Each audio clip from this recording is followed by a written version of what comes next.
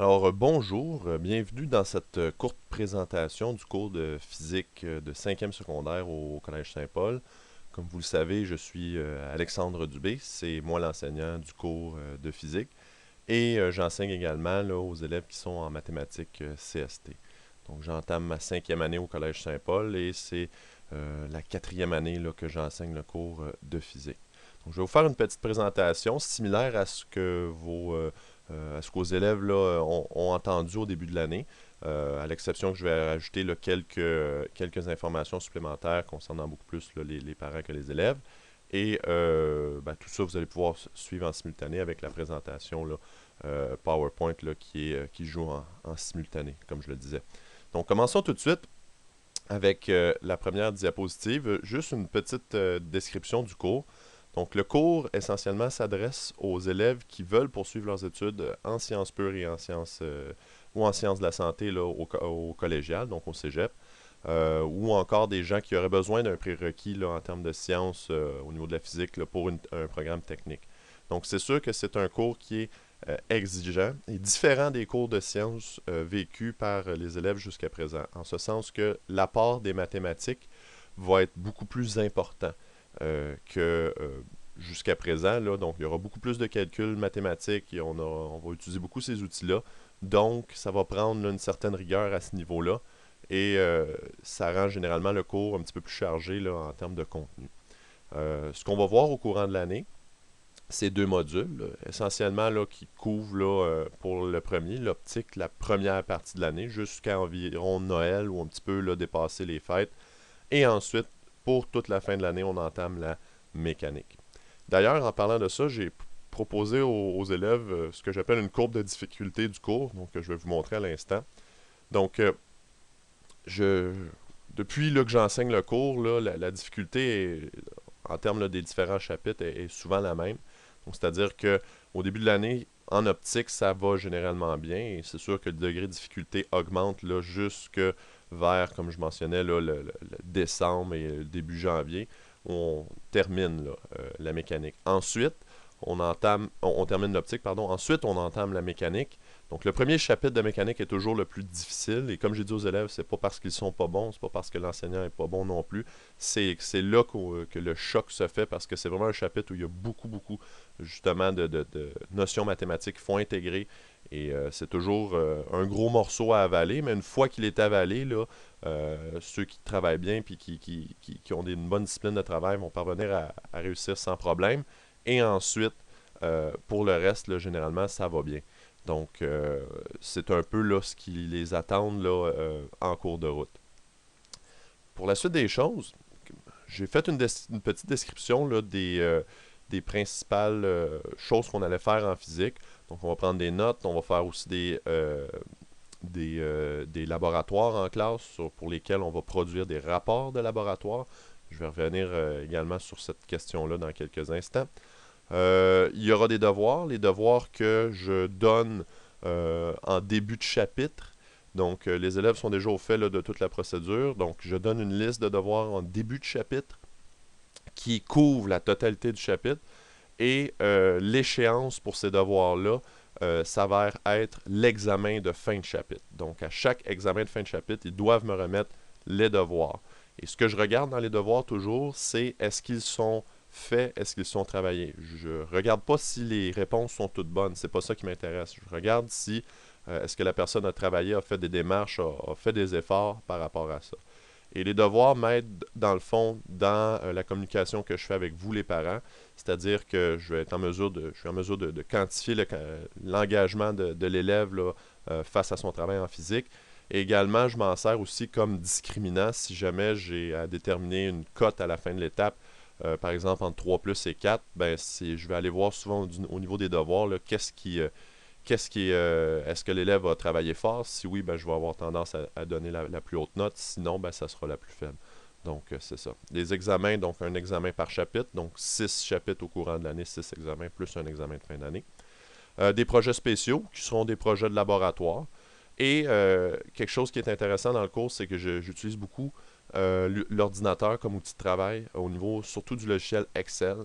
Donc, surprenez-vous pas là, si vous voyez Vos enfants travaillent beaucoup avec l'ordinateur, avec Excel pour réaliser les rapports de laboratoire notamment. Donc c'est quelque chose que je privilégie et je pense que c'est une compétence qu'ils doivent maîtriser et qui va leur servir grandement pour la suite de leurs études.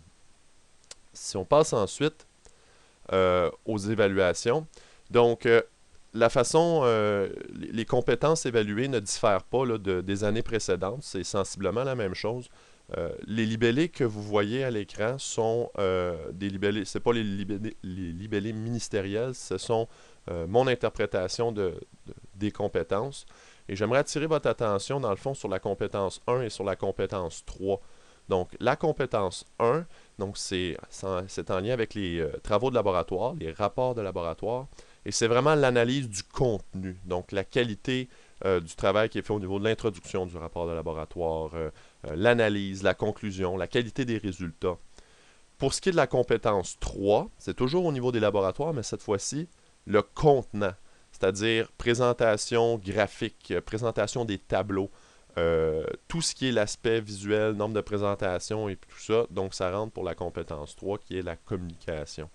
Donc, pour un élève, c'est excessivement important de comprendre que 40 plus 20, donc 60% de sa note est reliée au travail qui est fait en laboratoire. Donc, et je vais vous l'indiquer tantôt, il est possible d'avoir vraiment des résultats, si on suit une démarche de travail là, que je propose, des résultats assez intéressants dans la compétence 1 et dans la compétence 3 au niveau du travail de laboratoire. Pour ce qui est de la compétence 2, ce sont les examens de fin de chapitre. Donc, tous les examens, là, plus à caractère théorique, là, on s'entend, et la résolution de problèmes et puis tout ça. Donc, ça, c'est vraiment plus pour la compétence 2. Donc, pour la suite, donc je vais revenir à mes histoires de laboratoire là, dans quelques instants. Comment fait-on pour réussir en physique? Bon, je crois que les élèves savent très bien qu'il faut écouter en classe, participer lorsqu'il le faut. Je vais donner de temps à autre du temps pour travailler là, sur des exercices, pour me consulter, moi, dans le cadre de projets spéciaux, pour les laboratoires, etc. On pose des questions en classe ou en récupération. Donc, pour ce qui est de la récupération, je ne donne pas de journée fixe. Par exemple, je ne dis pas, par exemple, jour 3 ou jour 8. Là. En raison de mes occupations liées à génie en herbe et tout ça, j'aime mieux avoir une flexibilité et c'est bien aussi pour les élèves d'avoir une flexibilité.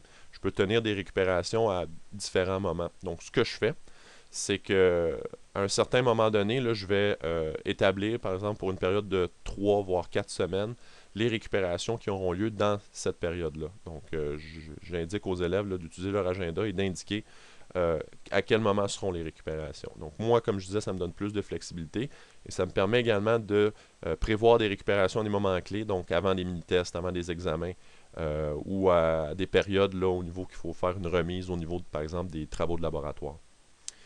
Parlant des travaux de laboratoire,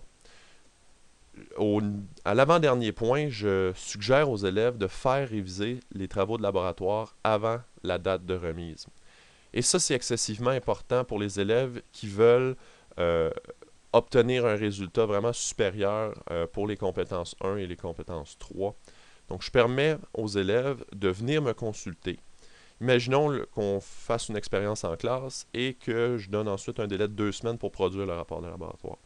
Donc, à tout moment, pendant ces 2 semaines-là, avant la date de remise, un élève qui a complété une partie de son travail peut venir me consulter pour faire valider cette partie-là. Donc, vous comprendrez que c'est excessivement avantageux parce que ça fait en sorte que l'élève peut venir me voir, je lui propose des modifications, fait ces modifications-là et ensuite, donc, remet un travail qui est pratiquement sans faille là, à la toute fin. Et j'ai des élèves là, qui, depuis le début que j'enseigne ce cours-là, respectent cette discipline de travail-là et ça donne toujours des résultats excessivement élevés. Donc, il faut le faire, il faut bien gérer son temps, il ne faut pas travailler à la dernière minute, mais il est possible d'aller chercher des gros résultats en termes de laboratoire. Et ça va un petit peu avec le dernier point, là, de bien gérer son temps, bien évidemment. Les règlements à respecter en classe, ce sont les mêmes règlements qu'à l'habitude. Bon, le code de vie, la sécurité en laboratoire, ça, c'est rien de nouveau pour les élèves. J'incite les élèves toujours à être excessivement responsables au niveau de leurs absences et de leurs retards. Qu'est-ce que je veux dire par leurs absences? C'est que, comme je leur ai mentionné en classe, du moment qu'ils ratent une évaluation ou la remise d'un travail, moi je présume que dès qu'ils rentrent en classe, le cours suivant ou la journée suivante, eh bien, à ce moment-là, ils sont disposés à faire cette évaluation. Et je vous invite, les parents, à communiquer avec moi si jamais il y a des situations exceptionnelles au niveau d'une maladie, au niveau, par exemple, d'un tournoi sportif. C'est des choses qui arrivent, j'en suis conscient. Mais un élève qui ne m'avertit pas, moi, je prends pour acquis que du moment qu'il rentre en classe, il est prêt à faire cette évaluation-là. Même chose pour les travaux en retard. Étant donné que désormais, on aura accès au portail de l'école et en tout temps, les élèves peuvent communiquer avec moi par courriel. Je ne tolère pas là, les retards là, du type j'ai oublié mon travail à la maison. Ben, si c'est le cas, les élèves vont me l'envoyer dès qu'ils arrivent à la maison là, par courriel. Donc, ils sont avertis de ça et je serai très très peu tolérant là, sur les possibilités d'excuses en termes là, de travaux en retard ou encore là, en termes d'évaluation manquée. Dernièrement, quel est votre rôle dans tout ça? Ben, c'est de motiver votre enfant à persévérer, et ça, malgré les difficultés, bien, c'est sûr qu'il y en aura. Vous avez vu la courbe de difficulté du cours. Il y aura des moments plus difficiles, mais continuez d'encourager votre élève. C'est pas impossible si vos enfants ont eu les prérequis pour faire le cours, c'est qu'ils sont capables de le réussir. Ça va peut-être prendre plus de travail, mais ils sont capables, certainement, avec le travail et avec les efforts nécessaires là, pour le faire. Et incitez votre enfant à venir me consulter si ça ne marche pas. Ne pas attendre à la dernière minute. C'est excessivement important parce que je constate souvent là, qu'il y a des jeunes qui prennent trop de retard dans les devoirs et puis tout ça, puis qu'ils ont beaucoup de questions, mais c'est la veille de l'examen. Donc, on ne peut pas régler tous les problèmes en une journée. Et si ils ont des bonnes habitudes de travail, s'ils sont disciplinés, ben à ce moment-là, c'est quelque chose là, qui est plus facile à faire. Donc, si jamais aussi également, comme je disais, dans les cas de maladie ou quoi que ce soit, ou parce que vous êtes inquiet du rendement de votre enfant, je vous invite à communiquer avec moi là, et je vais vous donner là, les informations dans la diapositive qui suit. Donc, la voici. Donc, je vous donne les informations là, principales. Je vous parlais de communication avec moi, toujours préférable par courriel. C'est pas que j'aime pas le téléphone, mais c'est que j'ai moins tendance à prendre mes messages sur ma boîte vocale. Donc, par contre, le courriel, c'est quotidien. Donc, vous aurez une réponse excessivement rapide là, si vous communiquez avec moi par courriel. Je vous donne également 2 sites web. Le site web du cours, ben, si vous avez regardé cette vidéo, vous êtes probablement passé par le site web. Donc ça, c'est le site web que je vais utiliser en début d'année pour tout ce qui est des devoirs et des travaux à remettre pour les élèves. Et en cours d'année, ben, je migrerai là, vers le portail du collège, qui sera dans le fond notre espace à tous, aux parents, aux élèves et à moi, pour communiquer. Que ce soit les résultats, que ce soit au niveau, comme je disais pour les élèves, de m'envoyer des travaux. Donc, ce sera notre espace commun. Et c'est certain que d'ici la fin de l'année, je compte bien là, mettre toutes mes ressources sur le portail et utiliser exclusivement cet outil. Donc, j'espère que cela répond à vos questions. J'espère que cela fait un bon portrait d'ensemble. Et comme j'ai mentionné, si jamais vous avez des questions, si jamais vous avez des interrogations sur un élément de la présentation, je vous suggère de communiquer avec moi et principalement par courriel. Et sur ce, je vous souhaite une excellente année scolaire.